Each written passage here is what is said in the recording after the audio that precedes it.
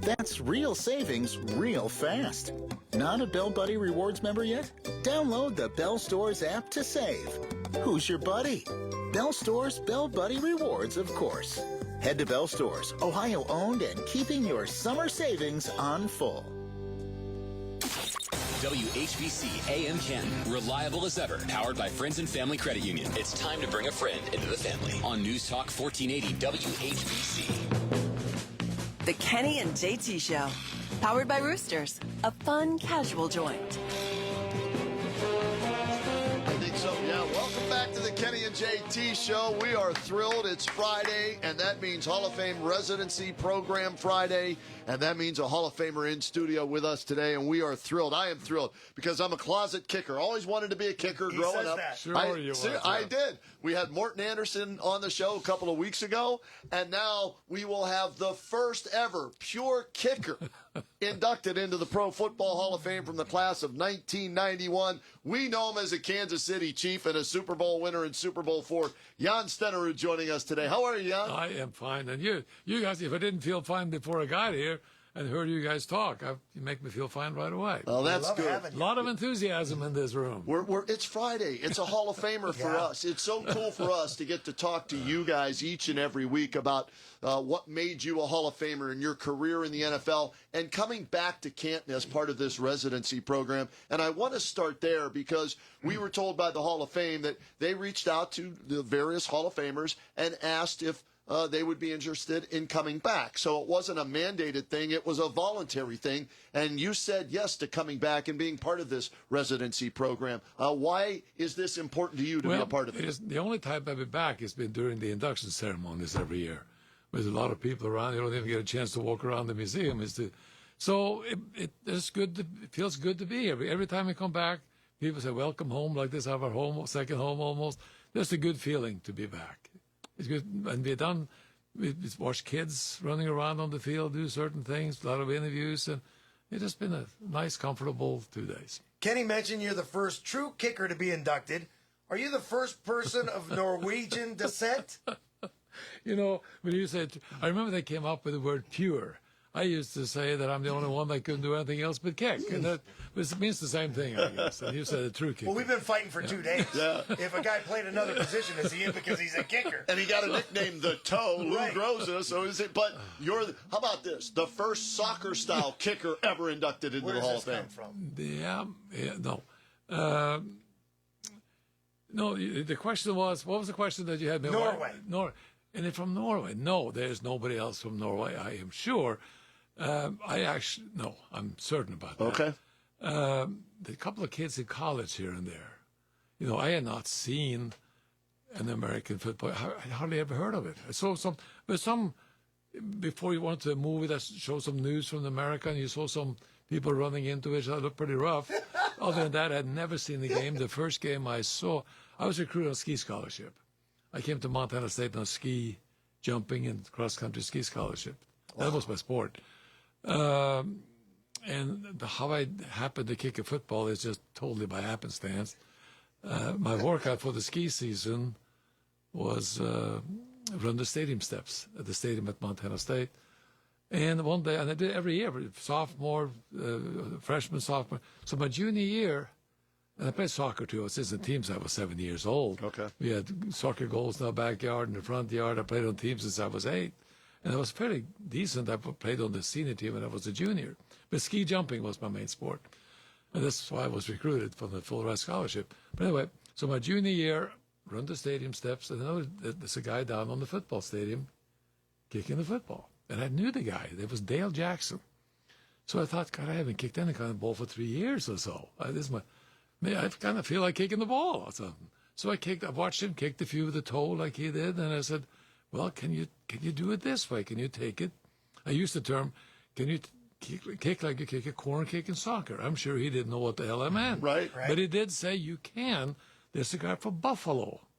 See, Pete Gogolak had started in 64. Yep. And this is 1964, my junior year. So the timing was right. So Dale had seen him. So there's a guy from Buffalo doing it. So I kicked a few. Didn't pay much attention to what I was doing compared to him. The basketball coach, I did that several times.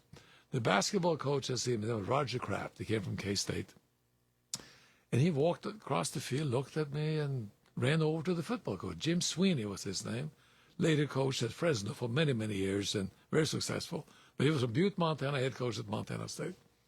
But the football coach, he didn't really buy what the basketball coach was talking about kicking. Well, he know. So I didn't hear from him. I didn't know this was going on. But then the week before or the day before the last home game, my junior year for the football team in '64, I was running the stadium steps. The team was now having a light workout on the stadium field. And all of a sudden I hear this deep voice, "Hey, skier, get your butt down here. Here you can kick." That was the head football coach. So I didn't give the football players enough credit. I thought I was just big, oversized, overweight guy, maybe. Right. So, and they looked at me as a skinny skier going to be on the football team or the field. So he wanted me to kick off on the 40-yard line. Now, it was not probably a light wind, but I said, "Well, kick." I said, "Coach, let's kick that direction." It wasn't a strong wind, maybe 5, 6, 7 wind. 40-yard line, you kick off. So I had never put the ball in the tee before. I always kicked from the grass, put the ball up in the grass. Guys were standing around, and I topped the first. It went like a squib kick, end over end. And the guys were chuckling a little bit, and the coach, "Why don't you try one more?" So I hit it more straight up, and I hit it perfect. It went through the goalpost into the seats. Now, the goalpost 40 yards, 70 yards away, right? He got quiet, and so then the coach says, "Can you do that again?" I said, "I think so." So I kicked 3 or 4 more times, and they all ended up in the seats. And I didn't know for sure. I hadn't paid enough attention to where the football actually went on the kickoff. I went to the games anyway. Right. So and the guys started clapping and yelling. So anyway, Sweeney says, "Young man, what are you doing tomorrow?" This was on a Friday. And then I said, "We have a pre-game meal tomorrow. You can't play in the game. You're not eligible. But I want you to get used to the crowd, and I want you to go out for the team next year." And the sellout crowd at the stadium was 8,000 people. Wow. I didn't tell him that I had ski jumped in front of 80,000 in 1962 in a jumping meet in Oslo. But anyway, so he had me suit up. I didn't go to the pregame meal, but I had to suit up for that game to get used to all this stuff. And then I went out for spring practice and made the team. So the next, my skied. Next year, this was late fall. I skied, and then spring, and then went out for the football team the next year. Wow, so a ski jumping scholarship turns into a pro football Hall of Fame career with 3 different teams: the Chiefs, the Packers, the Vikings. You're in 2 team Hall of Fames, the Chiefs and the Packers. You win a Super Bowl. Is that a fun? Oh, no way! That's you skiing. That is in Banff, Canada. In '64, I think. Right, hold that up to the camera for the people that are watching on Facebook. Yeah. Well, I didn't get a full-ride scholarship if they weren't pretty good. Yeah, obviously. Was Montana State the place to be for ski jumping at the time? Well, in those days, they had ski jumping. They discontinued. There are only 30-some universities that have ski teams in the United States. And the best team, actually, in those days was probably Denver. Okay. And Utah had a good team, and Dartmouth had a good team. Most of the other teams were out west. So, and some of my friends from Norway, I knew they disappeared. They got the junior class, a couple of them every year. They got to the U.S. on a ski scholarship, but then they came back again, So all of a sudden, I get this. My ski jump, the reason I got to Montana State, I had the second longest jump in the junior nationals in ski jumping in Norway in 1962. Bad second jump, but I finished pretty well. So another guy from Norway, who was at Montana State already on a ski scholarship, he and the coach wrote about 6 of us in Norway, I think, junior skiers. And I recognized the name of the Norwegian guy. He had won the Norwegian junior national 2 years in a row in Nordic combined. That means points for jumping and points for cross country. Oh, okay. As a matter of fact, later, his younger brother won the Norwegian junior nationalship 2 years after him and got a silver medal in the 1964 Olympics. Unreal. Wow. And he actually was disappointed. He was favored to win the gold. His name was Ole Henrik Fagerås. That was Tor Fagerås. Okay. They got me the scholarship. But this is me on this picture. That's you. Wow. Practice in Banff, Canada in either winter 63 or 64. I can't remember for sure. That's great. So once you kicked and once you played, then the NFL Well, how does that come into play? You have breaks along the way, apparently. First of all, I had a break to get a scholarship at Montana State. And then, that my first year, I sent me in for a 59-yard field goal. And I made it. And of course, so then it took him about a week to find out that this is on a Saturday. So the next Friday in the Bozeman Daily Chronicle, it says, Bozeman kicker sets national record. It turned out that 59-yarder had broken, guy from Baltimore, Burt or Reichamar or something like that, broken the pro record by 3 yards and the college record by 5. So now, about 2 weeks later, I'm around the field house, and the athletic director said, I've had a telegram on my desk for a couple of days, so when you come in and pick it up. The telegram was addressed, in my name, addressed to the athletic department of Montana State University. Congratulations, you've been drafted in the 3rd round of the AFL redshirt draft. See you in Kansas City, in next year. So he said, just take it into the coach. So he will explain redshirt, AFL, NFL, and all this stuff. So he explains that, redshirt draft, because I had changed sport, I did both my senior year. I had 1 year left of eligibility on the football team if I wanted to. So I said, well, Coach, I'm going to ski this winter, and I'm going to graduate after spring quarter. I'm going to Norway. And he says, no, I don't think so. I think you have a chance to become a pro. And I said, a professional? You get paid for kicking the football? And he said, yes. And I think the NFL will probably draft you as well if you stay on the team 1 more year. So I stayed an extra quarter. It was a quarter system, and had a good year. And after the end of that year, the NFL had a special draft over the 30 or 29 or 30 of us that had been drafted as future draft choices the year before by the AFL. And that was the first one picked in that group. Atlanta had just played 1 year. They had the first pick of those 29, 30 redshirts. They picked me. So now, but by this time I learned a little bit about the AFL, NFL, and all this stuff. So now the choice is to go up one of the weaker teams in the Atlanta was one of the weaker, they were brand new, played 1 year, or maybe the best team in the AFL. But once I met Bobby Battert, he was a scout for the Chiefs then, and Hank Stram, and Tommy O'Boyle was, now they call him general manager. He was the head talent scout, they called him, and Lamar Hunt, the owner. Right. I wanted to go to Kansas City. Okay. But I talked to both teams. I tried to get, so I got to sign a 5-year contract for $248,000 in 1966. Wow. That was pretty good. Now, for a kicker, that's really good back then, right? For anybody. Don't give me. Yeah. Right? Yeah.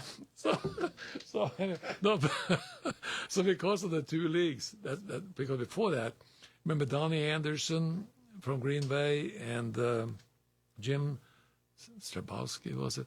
They replaced Hornung and Taylor. Okay. And they got about $500,000. They were called the bonus baby. Mike Garrett in Kansas City won the Heisman for USC, but he also was drafted #1 by the Rams, but the Chiefs drafted him in the last round just by chance. And he got about $400,000 the year before. Really? So I got up to $248,000. That was $80,000 signing bonus. Car of my choice. I showed the Tornado Oldsmobile with sunroof, the whole bit. They were brand new then. And 2 first-class tickets to Oslo, Norway from Bozeman. And then 30, 31, 32, 33, 34,000, came to 248,000. Now, that said the salary were no cut. I have no idea. We didn't have any attorneys involved in that. Right. If it didn't make the team, I probably wouldn't have got those contracts, but I did. So that's how it happened. That's how it started. That's awesome. It's an amazing story because, it really is. Back up to that point, and you mentioned the Golden Boy. It used to be the best athlete on the team. Hey, can you punt? You're our punter. Can you kick? You're going to kick our field goals. And then finally they look at somebody like Jan Stenerud and say, we need a kicker, and that's all they do because we want to make sure that we can rely on it. Well, they rely more and more. But when I got into the league, the field goal percentage, there wasn't even such a term. We looked at this. It was about a little over 50%. So my first year, I get 6 kicks blocked. They kick from 7 yards deep. The snapper puts us back. Now they go 8. Then late in my career, I was 7.5. So you hardly get kicks blocked anymore. But also, they said, like in my case, Lenny Dawson, of course, was the holder. He played quarterback all the time. The center played center. He didn't. So we didn't practice field goals more than Friday afternoon for a couple of minutes because they were busy all the time. Right. And I stood around trying to hold bags and run down the field here and there to do something. So then so I got up to about at my third, fourth, or fifth year, 75% or maybe more. Yeah. Of that. But then later when I got up to Green Bay in my 15th, 14th year, now we start breaking the punter in his holders. So we didn't have the snapper yet. Okay. But I mean the center, but then they sent a backup center, so we went on the practice field next to where the main practice was for about 10 minutes, 3 days a week, so we get more reps in. So then you start kicking more and more, percentages. Specialist, center, holder, kicker, and this is unreal because up until that point in time, and you mentioned they moved the area back from where the center snaps the ball from what.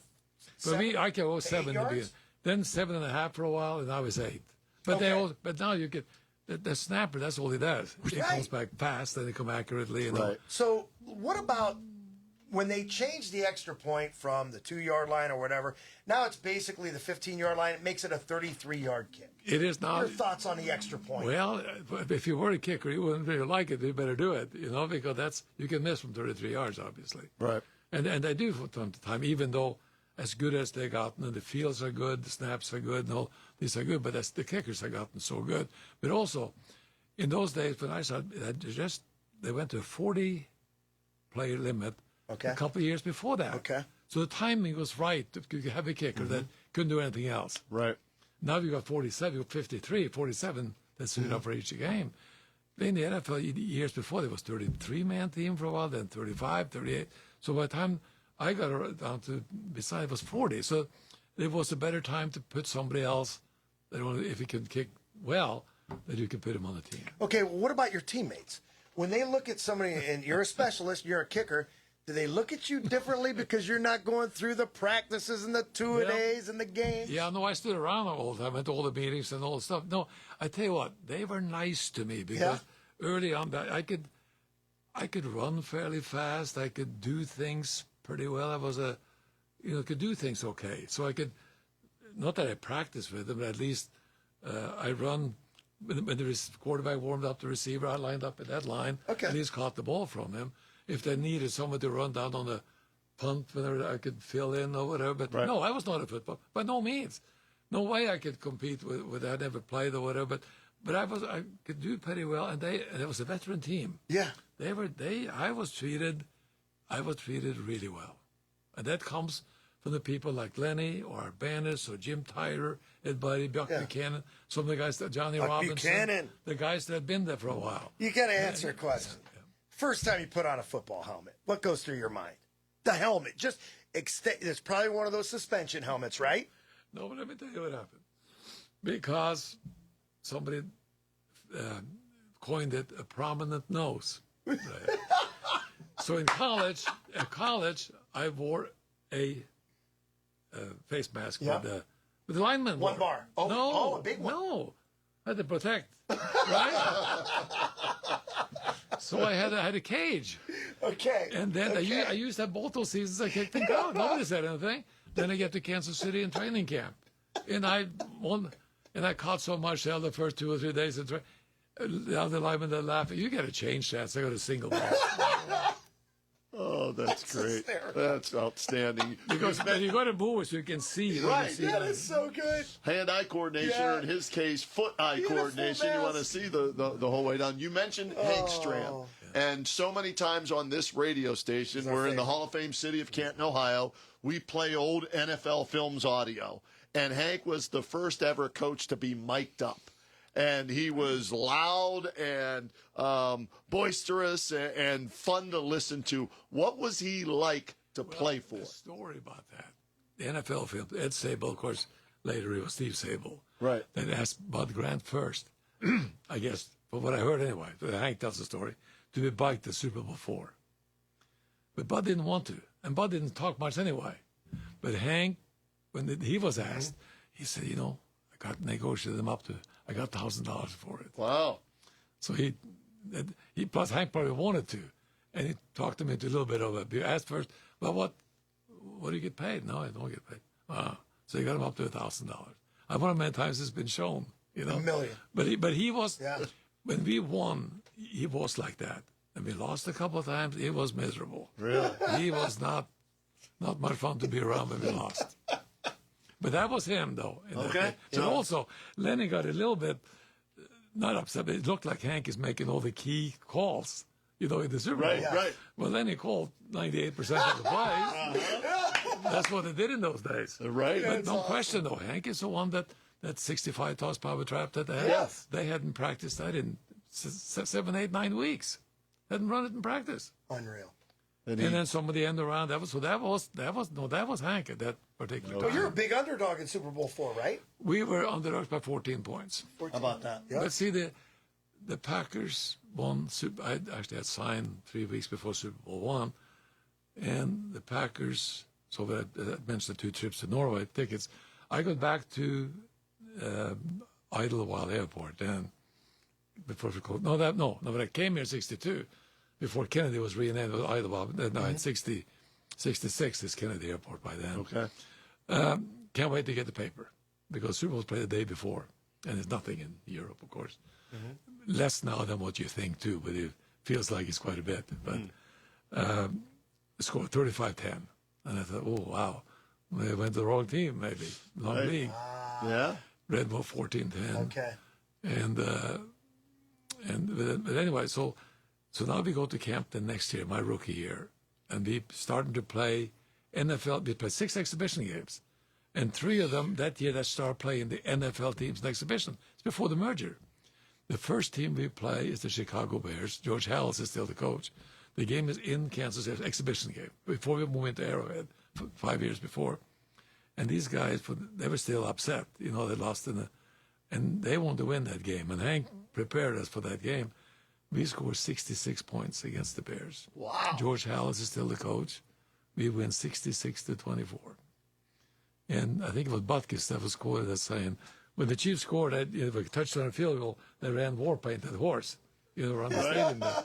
And Butkus said, you got to be careful. You're going to kill that horse if you score.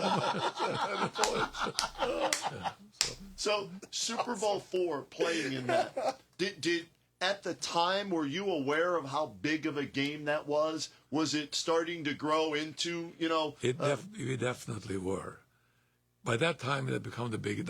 Super Bowl I was the only game that wasn't completely sold out. It was in the Coliseum, and it was new, and of course, that stadium seats 110,000. Right. There was a little over 65,000 there. Super Bowl II, Orange Bowl, Packers won big again, 33-14, I think it was, over the Raiders, packed. Super Bowl III, I believe, was the biggest Super Bowl ever. Baltimore was the NFL team, favored by 18 points. The Jets win 16-7. Your guy, his favorite player, Joe Willie Namath. Well, he was such a star in those days. I mean, he was the biggest star in sports by far in those days. He was huge for his football. He was, and plus the way it was a Bachelor in New York, Right. Bachelors 3 and all this stuff, and he was just a huge star. He's the nicest man you can ever find. But he was a huge star. So that helped make the Super Bowl even bigger with what he did, right? Yeah, but from then on, even from the second one, it was sold. That one was sold. So we go to, and of course, even though they beat Baltimore, the Vikings are still 14 points favorites when we go into the game. No, by that time, it was the biggest sporting event by far. Wow. I think I see somewhere that about 70 million watched on TV in America, but the population was only about 250 million. So now there are over 100 million people in America that watch it. The population is almost 350. Yep. So everybody watched the game by then. Who did you beat to get there? We had to go to New York. We finished second in our edition to the, The Raiders have beaten us twice. In that, but the first round, we had to go to New York and beat the defending champion for playoff round. And we play in Shea Stadium. The wind is howling 30, 40 miles an hour, and we beat them 13-6, 13-7 or 6. Okay. Then we got to go to the Raiders and play them. On the road there, too. And the Raiders, and with the Super Bowl, that particular year was going to be the week after the championship game in Oakland, on the road. And we beat them 17-7. And then they go to the New Orleans. But anyway, in that game, the Raiders had already packed the gear to go directly from the Oakland Stadium to fly to New Orleans. So we noticed when we was going on the bus and filling out the buses to go back to the airport, that they coming out of the locker room carrying all kinds of stuff, but they had to put it in their wife's car and go home instead of going to New Orleans. So that, A little extra motivation for you, right? well, it wasn't that, but there was this strong rivalry in those days. Okay. I know. I think the world of the Raiders and Al Davis and those people and the players got to know some of them in Pro Bowl games or AFL All-Star games, you call it. And Blanda even turned around to be nice to me, although he threw for almost 250 touchdown passes. Right. He was a terrific quarterback. He was. The kicking kept him in the league. Yeah. And I remember in that game, I think he missed 3 field goals, and the old Johnny Robinson, Buck, all those guys have been around a lot. Jerry Mays and all that. That might be the last time you're going to see that darn Blanda. He'd been torn in their side in the AFL Houston. Yep. And then the next year, Al Davis cuts him, but he knows he's going to pick him up. That's the year George, at 43 years old, comes back and either win the game with a touchdown pass or kick a field goal the last minute of the game. Wow. And he's the MVP of the league. Of the league after getting cut. That's why. Jan Stenerud is our guest, Pro Football Hall of Famer from the class of 1991, and the soccer-style kicker, okay? I remember, the story about Pete Gogolak, the Gogolak brothers, the first ever soccer-style. And the premium was the third, and I was the fourth in the league. Right, yeah. So this is the new wave, right? Yeah. We're looking like in the NBA, the three-point shot all of a sudden has taken off, and everybody wants to do it. Well, now you guys come in kicking the ball soccer style because you were soccer players. How was that received in the league? First of all, I never saw those guys kick. Okay. There was no ESPN, no NFL Network, only a couple of games on the weekend. Right. So I had no idea what steps they took, what angle they took, and how they approached it. Didn't know at all. So I just kind of pretty much came up with it myself. Your premium was a really small guy. And Alice Karras made fun out of him when they kick a touchdown and all this stuff. Right, yeah. But by the way, Garo was a nice man. He was a nice man. And so, and then everybody thought that was the way. I was the first to kick in the Super Bowl soccer style. Really? Oh, okay. So some people tell, well, he never played football before. So they had I was told anyway, that some of the parents would say hey, John, go back in the backyard and start kicking the football. Here's a guy from another part of the world. Right. He's in the Super Bowl. Unreal. So, but then also but a little bit before that, so after my rookie year, this is 3 years earlier, my first attempt at 54 yards, Lenny gives me the strings, I remember, but I kicked it through pretty easily. I kicked the most field goals in the AFL and the longest field goal. I am not even a citizen yet, but the papers I signed at the embassy in Norway, unbeknownst to me, I qualified for the U.S. Army if I stayed more than 6 months after school. So I had gotten into a National Guard unit in Montana, and I went to Fort Polk, Louisiana, right after my rookie year. So now I didn't see a paper for 6 months. I get to the airport in Shreveport, Louisiana, the week before football camp starts again for my second year. On the sports page, the picture of Hank Stram and Jim Schaaf, he was the sports information guy, or the what do you call it now, the PR guy. Right. Picture of them in Europe. They're trying out professional soccer players and rugby players in England, and also had been in France and Germany. And they bring back Bobby Howfield. He kicked for a while in the league. And Horst Muhlmann kicked in Cincinnati. They come back to compete against me. And I finally win the job, and that happened like that for 3 or 4 years. I went to South America too. But so about the third or fourth year, I thought, I was a decent soccer player. But when you play soccer, you never compete who can kick the soccer ball the furthest. You use your left foot, your right foot, you use your head, So we never had a contest who kicked the ball the furthest. So I thought they may find a guy someplace. But then after about 3 or 4 years, after they couldn't do that, I realized that I had a gift for kicking the ball hard. Why? I don't know. It's like a guy kicking up a rock in the neighborhood can throw the rock a lot further. I guess that's a gift that I had. Yeah. Because those balls are nothing alike. I mean, when you look at a football, you look at a soccer ball. What's the art of kicking this versus a soccer ball? Well, it looks a little bit different. But you got to figure out, where to hit it, and but if you can kick any kind of object, The thing is, I was asked in the early years, and my answer was, if you have, all of a sudden people start practicing kicking a lot more. If you take 10 kicks, 10 kids, never of them I kicked the football. But when I played soccer, kicked the soccer ball 10 times, and somebody start kicking just as many times to the toe. I'm not sure which method is best. Keep in mind, the longest field goal at that time in 1970 was Dempsey. Right, Kicked a 63 yards, yeah. I was expected to be the first because I kicked 60 yarders, fairly often in practice. And somebody else had kicked over a 60-yard field goal too. So and they all kicked for the toe. So I don't think, if you have a big tackle kicking with the toe or whatever, if that practice as much as you practice kicking soccer style, I'm not so sure if the method is more superior. I really am not. But that's what people did. Right. Or started to do. And there are no more straight-on kickers, right? No, because nobody even tried to do Right. that now. And I couldn't, I don't know who I couldn't tell you who the last straight-on. I know who it was. Mark Mosley from Was it Washington. Mosley? Okay. He lasted all the way till about 86. With the Browns. Yeah, he was with the Jets. Mainly with the Redskins. Redskins and then the then he Browns. played for the Browns when they beat the Jets. He missed 3 field goals, finally made his 4th Well, one. we all missed field goals, and I remember a couple I missed. A few. What's the longest? Longest kick I made? Yeah. No, 59 in college. I kicked the 57-yarder in the Priest. 55 was actually against a pretty good win, but I never really try a practice 60-yard. The situation was never right to try that.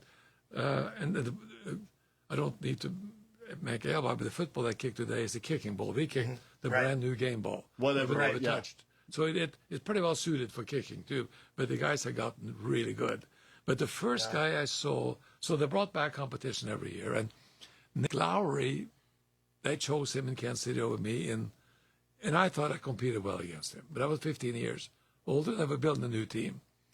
So I was lucky that Bart Starr, he had trouble with his kicker, so he called me, and that's how I get 4 more years, and even an all-pro year, and then he trades. He gets fired, and you don't fire a Bart Starr, by the way, but he gets fired, and then I was traded indoors. So now I kick indoor, and I'm 42, and I make the Pro Bowl again. So I got 6 more years after I was gone there. But there was a question that you had that I was going to lead up to this thing.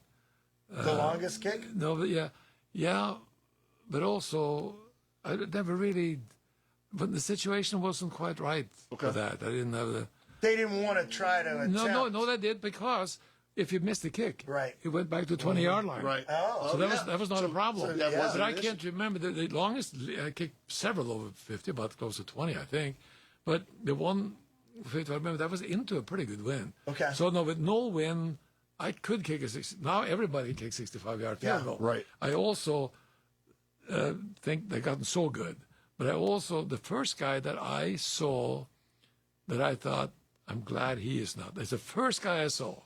That was in my 15th year. First time I saw Morton Anderson kick a football. It was the first time I thought he would be a problem in camp. He could be stiff competition. And that's the first time I thought that. And he was kicking the same ball that I did. Right. That was before they start. And how using ironic the K-ball. is it that you are the? He was. You're the 2 pure kickers. He was strong. He was Unreal. He was strong. And you're the 2 guys that are in the Hall of Fame as pure But kickers. nowadays, if you look at the stats, when you look at percentage, that we don't compare now. Yeah. But also, like in '91, in '81, my first year with the Packers, I kicked 92%. 22 out of 24. Yep, 91.7 it says here. Okay. Yep. But that is because now instead of kicking for 5 minutes or 3-4 minutes on Friday afternoon, now we're breaking in the punters. That makes a lot of sense. Sure. And also you get more snaps from the center, so you get more timing. And the fields, and of course Lambeau was no picnic to kick on, but they are gotten the difference then. In my first few years, the difference between the worst and the best kicker in the league, it was a difference. Now it's not very much difference between they're all really good. Yeah, they are. But there are some reasons the fields, the football, some of the reasons they're better, but they are good. Was there a place that you just couldn't stand to kick at? The most difficult place for me was Shea Stadium. Of course, the side, the hash mark We're out about a little wider. Hash marks right by the goalpost now. That round.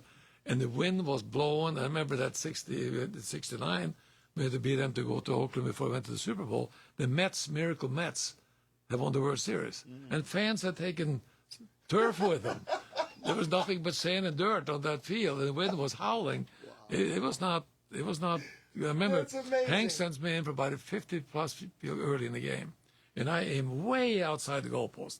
Wind is blowing, misses on the other side. And Hank comes over and said, "Hey, listen, we may need you later in the game. Don't hang in there, you know." And we win 13-6. That's great. Wow. Well, Jan, we could talk to you for another hour, but we know you got other places to be and things to do as part of this residency program, courtesy of the Pro Football Hall of Fame here in Canton. Thanks so much for stopping over. It was a pleasure to meet you. Love the stories. And as we tell all the guys, you've got an open invite to come join us here on the Kenny and JT Show anytime you're back in town. Nice to be with you. I was getting a little tired to hear the energy from you guys. I'm re-energized. That's right now. Good. You're going to teach me how to kick? Yeah, in a minute. you got to We're give gonna them some front. tips outside. You got to have some talent. A little bit. It's not kicking. We're going to videotape and find out. You can be the analyst and break down his kicking style. You want to do it? Yeah, I'm going to do it. We're going to do it outside. We'll get a break in right now, and then JT is going to get advice from Hall of Fame kicker Jan Stenerud on how to try and kick a football. We'll see how that goes. Look for it on social media. I feel it's going to go pretty well. All right, there you go. Confidence from Jan Stenerud. That's what we like to hear. Back with more after this. It's Kenny and JT on WHBC. The Kenny and JT Show is presented by Roosters, a fun, casual joint. Join the flock at Roosters on Dressler Road in Canton and online at roosterswings.com. Don't settle for imitation chicken. We've got the real thing.